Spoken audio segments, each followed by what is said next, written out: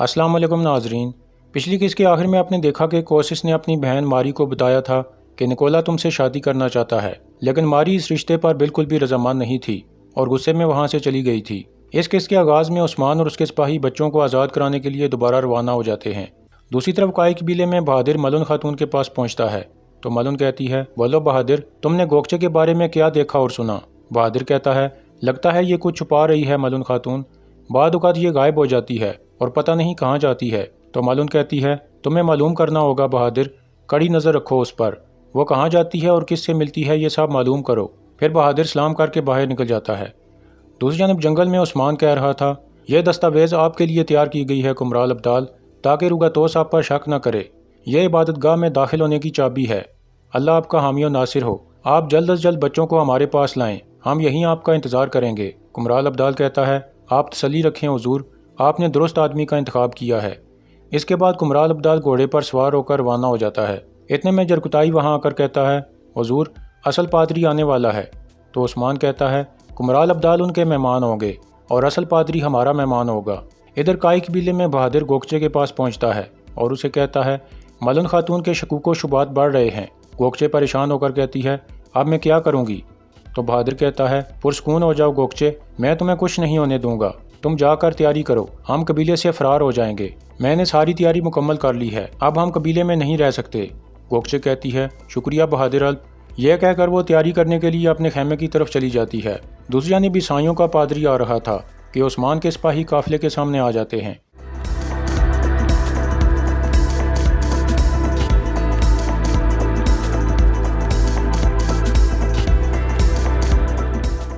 इस तरह बिजांतीनी सिपाहियों को बांध दिया जाता है और पादरी को उस्मान के सामने लाया जाता है। तो उस्मान कहता है, इस सरजमीन में इजाज़त लिए बगैर कोई भी पादरी दाखिल नहीं हो सकता और आपने हमसे इजाज़त नहीं ली।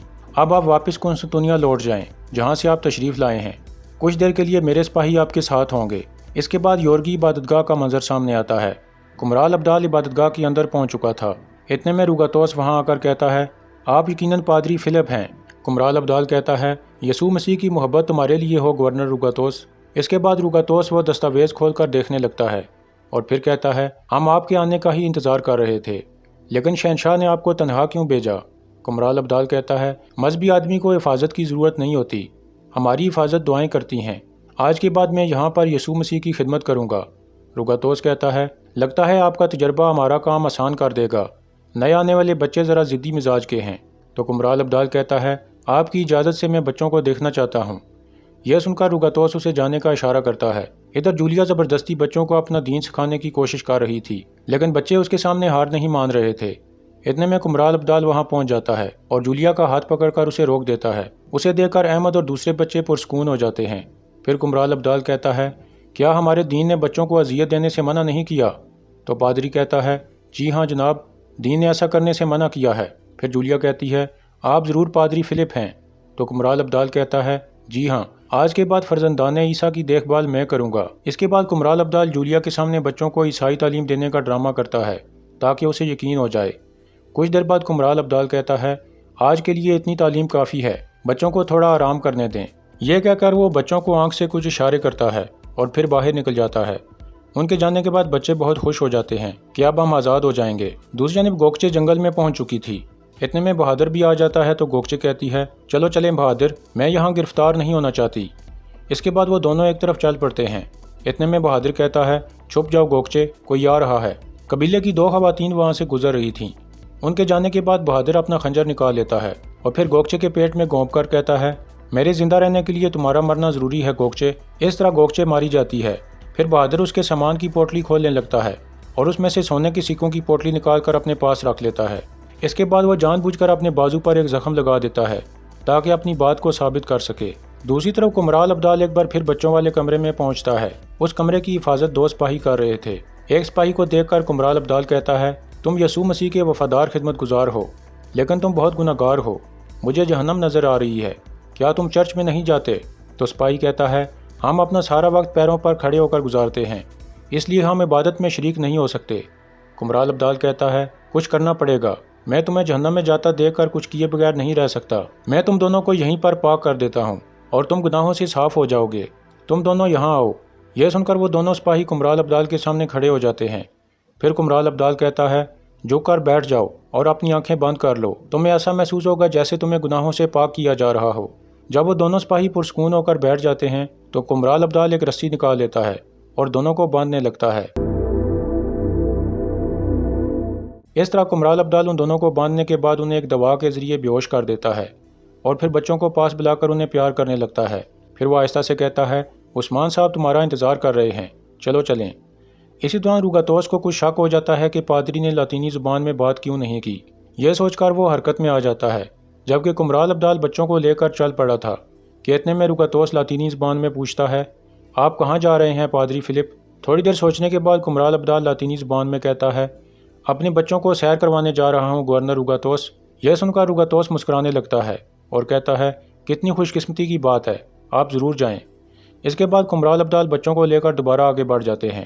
کچھ دیر بعد روگاتوس بچوں والے کمرے میں پہنچتا ہے تو سپاہیوں کو بندھے ہوئے دیکھ کر چونک جاتا ہے اور پھر زور سے دوسرے سپاہیوں کو آوازیں دیتے ہوئے کہتا ہے جلدی کرو سپاہیوں، پادری کو پکڑو۔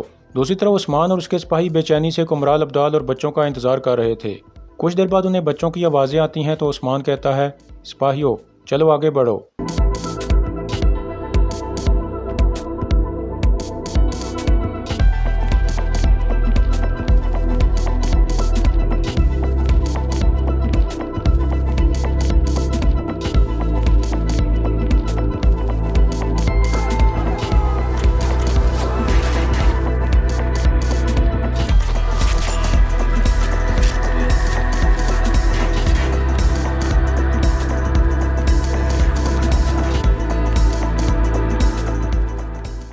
لڑائی کے دوران عثمان کہتا ہے ہم پیچھے ہٹ رہے ہیں سپاہیوں۔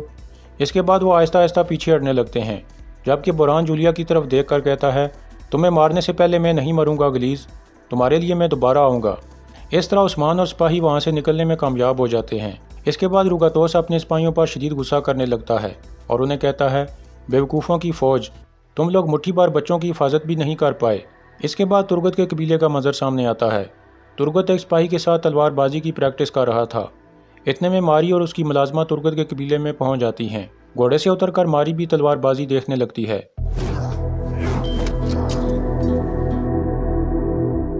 اس کے بعد ترگت کہتا ہے اب کے لیے اتنی تعلیم کافی ہے، سب لوگ اپنے اپنے کام پر لوٹ جائیں، جو میں نے کہا وہ یاد رکھنا۔ یہ سن کر سب ادھر ادھر چلے جاتے ہیں۔ پھر ماری ترگت کے قریب آ کر کہتی ہے کیا آپ مجھے خوش آمدید نہیں کہیں گے؟ ترگت کہتا ہے آپ کی آمد نے مجھے حیران کیا لیکن پھر بھی خوش آمدید۔ ماری کہتی ہے میں آپ سے کچھ بات کرنا چاہتی تھی ترگت صاحب۔ تو ترگت کہتا ہے بولیے میں سن رہا ہوں، لیکن اگر آپ اس معاہدے کے بارے میں بات کرنے آئی ہیں تو جان لیں کہ وہ موضوع کب کا بند ہو چکا ہے۔ ماری مسکراتے ہوئے کہتی ہے کیا آپ اپنے مہمانوں کی تواضع اس طرح کھڑے کھڑے کرتے ہیں؟ تو ترگت کہتا ہے میں معذرت چاہتا ہوں، آئیے خیمے میں چلتے ہیں۔ پھر وہ دونوں خیمے کی طرف چل پڑتے ہیں۔ کائی قبیلے میں بہادر ملن خاتون کے پاس پہنچتا ہے تو ملن حیران ہو کر پوچھتی ہے بہادر یہ کیا حال بنا رکھا ہے، کیا ہوا تمہیں؟ بہادر کہتا ہے میں نے دیکھا کہ گوکچے چھپ کر قبیلے سے باہر جا رہی تھی، میں نے اس کا پیچھا کیا، وہ جنگل میں بیزانتینی سپاہیوں سے ملی اور ان سے باتیں کرنے لگی۔ پھر ایک سپاہی نے اسے ایک تھیلی دی، مگر اسی لمحے اس سپاہی نے مجھے دیکھ لیا، جس کے بعد لڑائی شروع ہو گئی۔ میں نے گوکچے کو پکڑ لیا تھا مگر سپاہی کے ساتھ اس نے بھی مجھ پر حملہ کر دیا، وہ ان لوگوں کے ساتھ بھاگ گئی ہے ملن خاتون۔ ملن کہتی ہے غدار گوکچے، اس نے ہم سب کے ساتھ کھیل کھیلا، اب تم جاؤ اور اپنے زخم کا علاج کرو۔ یہ سن کر بہادر چلا جاتا ہے۔ دوسری جانب ترگت اور ماری خیمے میں آ چکے تھے اور دوپہر کا کھانا جاری تھا۔ پھر ترگت کہتا ہے ہاں تو مجھے بتائیے کہ آپ کے یہاں آنے کی وجہ کیا بنی؟ ماری کہتی ہے مجھے آپ کی فکر ہو رہی تھی، آپ کا بازو کیسا ہے؟ ترگت کہتا ہے آپ جانتی ہیں کہ قلعے میں کیا ہوا تھا اور آپ یہ بھی جانتی ہیں کہ ہمارے درمیان تجارت ختم ہو چکی ہے، تو پھر آپ یہ کیوں پوچھ رہی ہیں؟ ماری کہتی ہے ہاں میں یہ سب جانتی ہوں ترگت صاحب، لیکن مجھے ان معاملات کے ساتھ کوئی سروکار نہیں ہے اور ان سب کے پیچھے کوئی نہ کوئی وجہ ضرور ہوگی۔ بچوں کو اغوا کرنا سراسر ظلم ہے۔ آپ نے قلعے میں داخل ہو کر بہادری کا مظاہرہ کیا۔ ترگت کہتا ہے اگر کوئی بچوں کے پیچھے پڑ جائے گا تو میں اس دنیا میں اس کا پیچھا نہیں چھوڑوں گا۔ پھر ماری کہتی ہے ویسے آپ کے تو بچے نہیں ہیں، میں نے سنا ہے کہ ترک جلدی شادی کر لیتے ہیں، کیا آپ نے ابھی تک شادی نہیں کی؟ ترگت کہتا ہے شادی کی تھی مگر قسمت میں یہی لکھا تھا، میری بیوی بہت عرصہ پہلے وفات پا گئی۔ پھر ماری کہتی ہے کیا آپ کی روایات میں کسی خاتون کی زبردستی شادی کرانا جائز ہے؟ تو ترگت کہتا ہے بالکل بھی نہیں، شادی سے پہلے عورت کی رضامندی کے بارے میں پوچھا جاتا ہے، ہم خواتین کے ساتھ زبردستی نہیں کرتے۔ لیکن آپ یہ سب کیوں پوچھ رہی ہیں؟ ماری کہتی ہے ویسے ہی مجھے کچھ تجسس تھا، اصل میں میرا بھائی چاہتا ہے کہ میں نکولا سے شادی کر لوں۔ یہ سن کر ترگت اپنا ہاتھ آگے بڑھا کر کہتا ہے آپ مجھے یہ سب کیوں بتا رہی ہیں ماری؟ تو ماری سوچ میں پڑ جاتی ہے اور پھر کہتی ہے اب مجھے جانا چاہیے، کھانے کے لیے بہت شکریہ۔ یہ کہہ کر وہ چلی جاتی ہے۔ اس کے بعد ترگت کا خاص آدمی کوتان اندر آ کر کہتا ہے اب یہ لوگ کیا چاہتے ہیں سردار؟ ترگت کہتا ہے میں خود نہیں جانتا کوتان، وہ خود بھی نہیں جانتی کہ وہ کیا چاہتی ہے اور میں بھی نہیں جانتا۔